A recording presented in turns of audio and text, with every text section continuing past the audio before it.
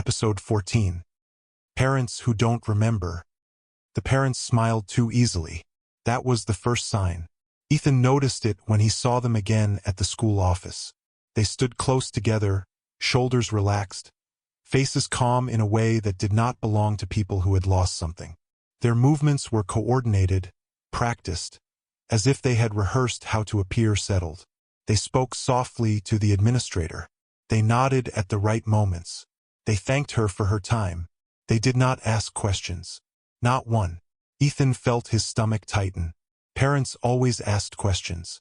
The office door opened and the parents stepped into the hallway. The mother adjusted her bag on her shoulder. The father checked his phone. They passed Ethan without recognizing him. Not even a flicker. Claire stood beside him, frozen. "They don't see us," she whispered. "They see us," Ethan replied. Just not why. The pressure behind his eyes stirred faintly. Not sharp. Not urgent. Observant. Later that morning, the counselor visited Ethan's class. She spoke about stress responses and imagination, about how young minds sometimes filled gaps with fear when routines were disrupted. Her voice was calm, steady, soothing. Ethan listened carefully. She never once used the word child. She said student. She said individual. She said adjustment. Language was narrowing. At lunch, Ethan followed the parents at a distance.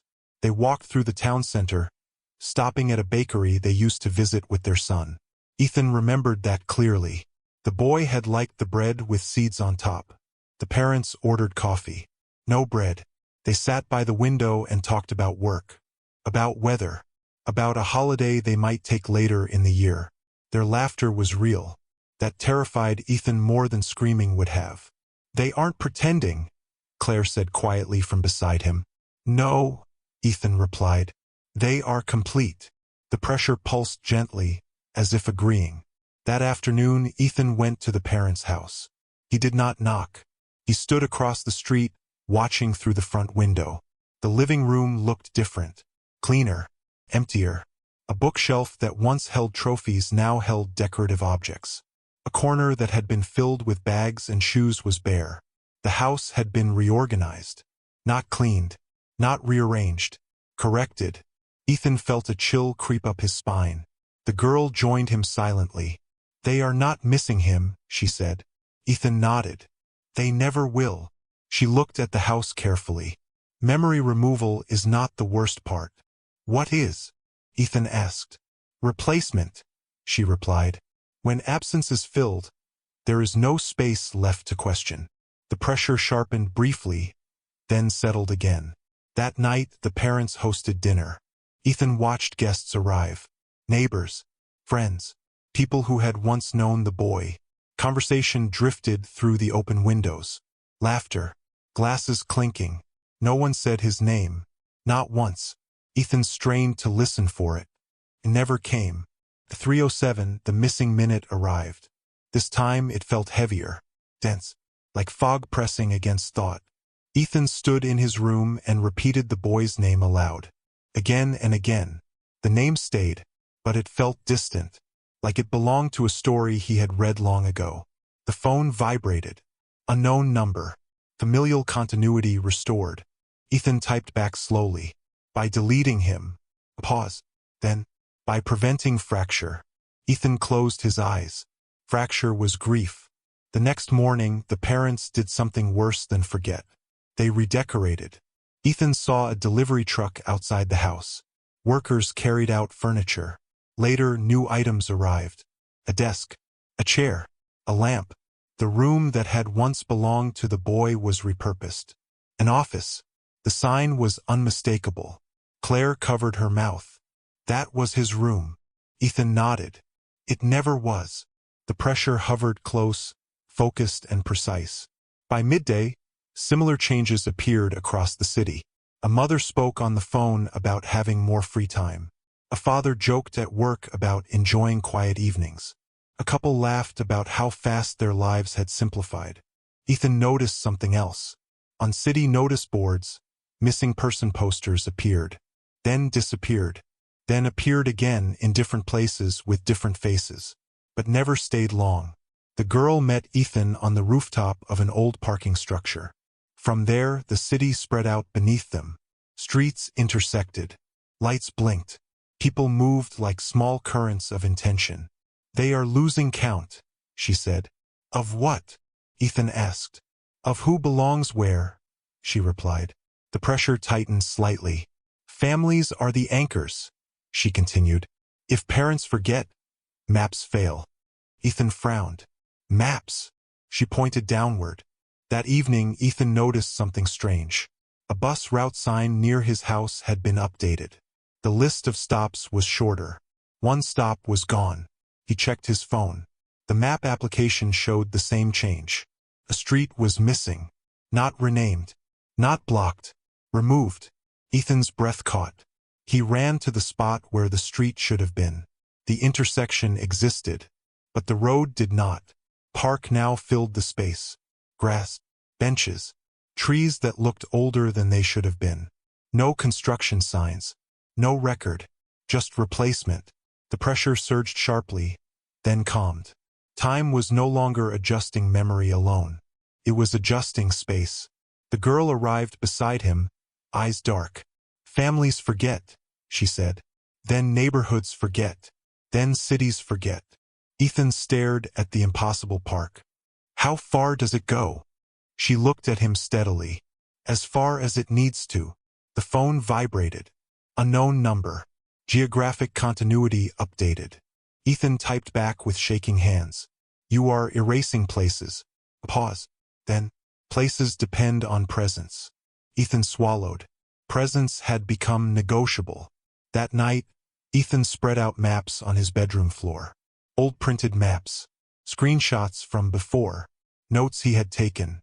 He compared them carefully. Differences emerged. Small at first, then undeniable. Streets shortened. Blocks simplified. Entire sections missing. And always the gaps aligned with families who no longer remembered. At 3:07, the missing minute arrived again. This time it did not feel local. Felt vast. Ethan imagined the city breathing in, compressing itself, smoothing over loss like a wound healing too cleanly. The phone vibrated one last time before the minute ended. Unknown number. Correction will continue. Ethan whispered into the quiet room. "Then we will map what you erase." The pressure paused. For the first time, it did not respond immediately. Ethan looked at the maps on the floor. The empty spaces between lines were no longer random. They formed a pattern. And the pattern was growing. The city did not react all at once. It adjusted. Ethan began to notice the changes in the way people moved before he noticed what had changed. Routes shifted subtly. Corners that once slowed foot traffic now flowed smoothly. A shortcut he had taken for years felt longer, then unfamiliar, then gone. People adapted without complaint. That frightened him more than resistance ever could. Claire noticed it too. "We used to pass the old blue house on the way to school," she said quietly one morning. "The one with the broken gate." Ethan stopped walking. "Which blue house?" She frowned, confused. "The one near the bakery." They stood at the intersection together. The bakery was there.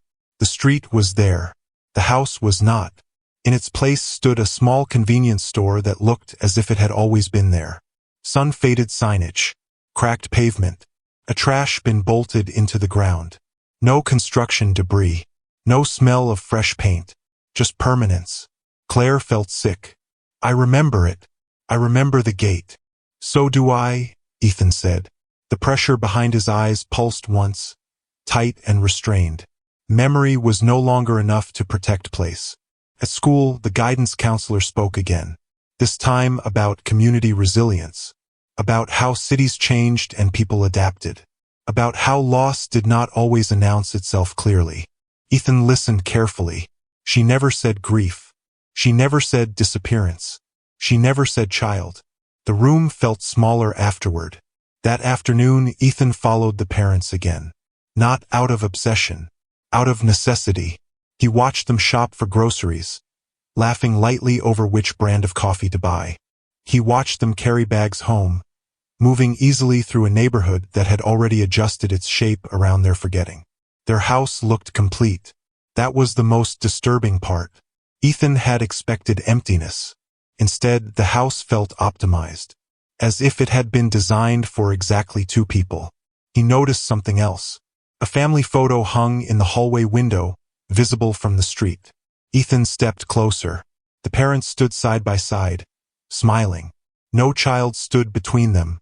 The frame itself looked old, as if it had always held only that image. Ethan felt his throat tighten. This was not removal. This was revision. The girl found him later, standing near the edge of a park that had not existed a week ago. "It's accelerating," she said. Ethan nodded. "Because they forgot." "Yes," she replied. "And because forgetting creates space." "For what?" Ethan asked. She looked out over the park. "For efficiency." The pressure hovered close, alert but calm. Time was no longer improvising. It was optimizing.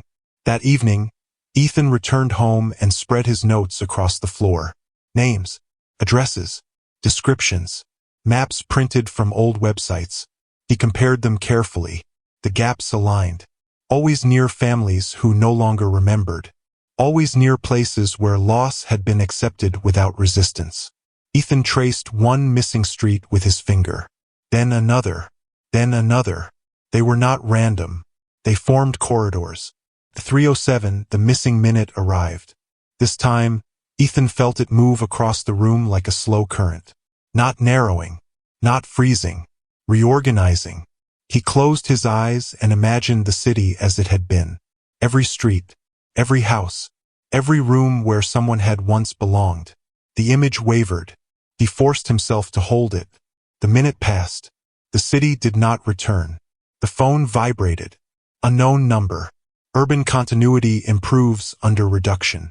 Ethan typed back slowly. "You are deleting people." A pause. Then, "We are reducing inefficiency." Ethan stared at the word. Inefficiency had faces. The next day, the first protest tried to form. A small group gathered near City Hall, holding signs that asked questions rather than making demands.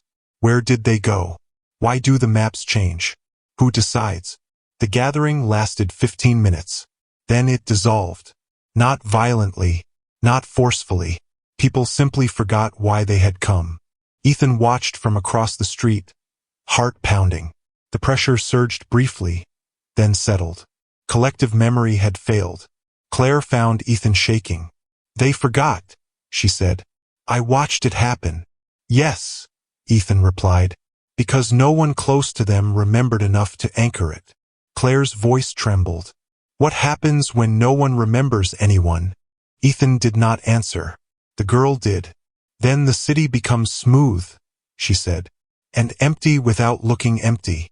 By evening, the missing posters were gone again. Not torn down, replaced. Advertisements filled the space. A new cafe opened where a small house had once stood. The reviews claimed it had been there for years. Ethan felt like he was standing inside a lie that had learned how to decorate itself. He followed the girl to a rooftop where old maps had been painted over with newer ones. She pointed to a section near the river. "That neighborhood will be next," she said. "How do you know?" Ethan asked. She tapped her temple lightly. "Because no one there remembers anyone who left." The pressure tightened. Time was listening again. That night, Ethan did something dangerous. He knocked on a door. A house that should not have been there. A woman answered, smiling politely. "Sorry," Ethan said. "I'm looking for the family who lived here before." She blinked. "We've lived here for years." Ethan swallowed. "Do you remember who lived here before you?" She frowned slightly. "No." "Do you remember anyone else living here?" He pressed. Her smile thinned. "Why would I?" Ethan stepped back. The house behind her felt solid. Complete. Correct. The pressure pulsed faintly, approving. The 3:07, the missing minute, returned. This time, Ethan felt it press against his thoughts with more insistence than before. A sentence tried to form. Cities change. People move on. Nothing is missing. Ethan resisted, repeating names under his breath. The minute passed. The sentence did not complete. The phone vibrated again. Unknown number. Resistance will localize impact. Ethan typed back. Then we stay local. A pause. Then, localization creates clusters. Ethan felt a strange calm settle in his chest. Good, he typed. Clusters can be mapped. The pressure paused. It did not respond. Ethan returned to his room and circled the gaps on his maps with a red marker. They formed shapes now. Not random gaps. Not erasures. Channels. The city was being reshaped around forgetting. And somewhere in that reshaping, something else was being made space for. The girl stood beside him, studying the maps. "This is bigger than families," she said quietly. "Yes," Ethan replied. "Families were just the easiest place to start." She looked at him carefully. "If we keep remembering, it will notice." Ethan met her gaze. "It already has." The pressure stirred, sharp and attentive. Outside, a streetlight flickered, then stabilized. At dawn, Ethan folded the maps carefully and hid them beneath his bed. Not to protect them, to protect himself. The city woke up lighter than it had been the day before. Simpler, more efficient. And somewhere within it, entire lives had been replaced with open space and explanations that felt complete.